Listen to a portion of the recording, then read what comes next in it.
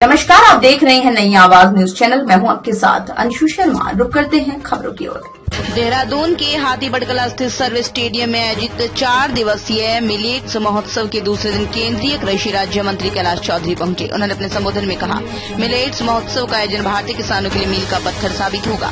उन्होंने इस अवसर पर कहा, आज कृषि के क्षेत्र में पढ़ लिख कर युवा आगे आ रहे हैं, जिससे देश में लगातार कृषि क्षेत्र में तरक्की हो रही है। इस आयोजन के लिए कृषि मंत्री उत्तराखंड गणेश जोशी का भी धन्यवाद किया। उन्होंने कहा, प्रधानमंत्री नरेंद्र मोदी ने मोटे अनाज का नाम श्री अन्न रखकर लोगों की सोच में बदलाव लाने का काम किया है। श्री अन्न के उपयोग से बहुत सारी बीमारियों को दूर किया जा सकता है। इस अवसर पर हरिद्वार सांसद रमेश पोखरियाल निशंक ने कहा, मिलेट्स का बढ़ावा उत्तराखंड के किसानों के लिए काफी महत्वपूर्ण है। इससे पहाड़ का पलायन रुकेगा, साथ ही किसानों को रोजगार मिलेगा। देहरादून शाइना प्रवीण की रिपोर्ट।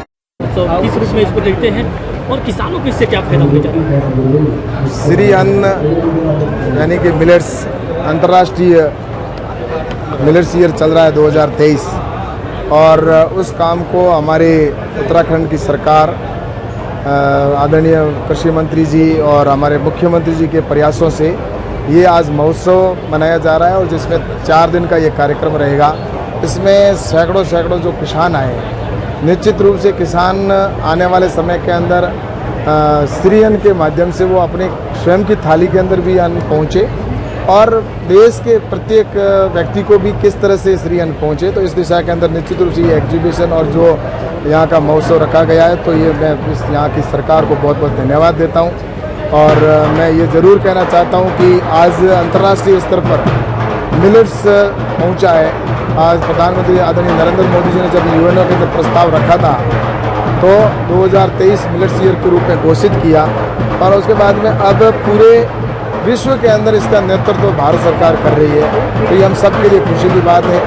और मिलेट्स हैं तो उसका ग्लोबल स्तर पर हमारी जो इंस्टीट्यूट है उसको ले जाने का काम किया जा रहा है कि विश्व स्तर का हमारा जो हैदराबाद का इंस्टीट्यूट है वो पहुँचे। कुल मिलाकर मेरा आपसे ये कहना है कि ये श्री अन्न है जिसको हम पहले कभी स्वास्थ्य की दृष्टि से देखते हैं तो इतना कोई व्यक्ति बीमार नहीं कम होते थे, लेकिन श्री अन्न का जो भोजन है उसकी वजह से आदमी के स्वास्थ्य की भी जो समस्या है उसका भी समाधान होगा और जो कुपोषण की समस्या है उसका समाधान होगा और प्रत्येक व्यक्ति के थाली के अंदर श्री अन्न पहुँचे। तो निश्चित रूप से ये जो महोत्सव रखा गया है इसके अंदर आज इतने सारे किसान और एग्जीबिशन और जो स्टार्टअप हैं और सरकार की जो योजनाएं भी निश्चित रूप से देखने को मिल रही है। और मैं सरकार का यहाँ कर उत्तराखंड की सरकार को और विशेषकर गणेश जोशी साहब हमारे कृषि मंत्री जी को और पुष्कर सिंह जी धामी साहब को बहुत बहुत धन्यवाद देता हूँ कि जो प्रधानमंत्री आदरणीय नरेंद्र मोदी जी ने मिलेट्स को और श्री अन्न को विश्व में ले जाने का काम किया है, तो उसको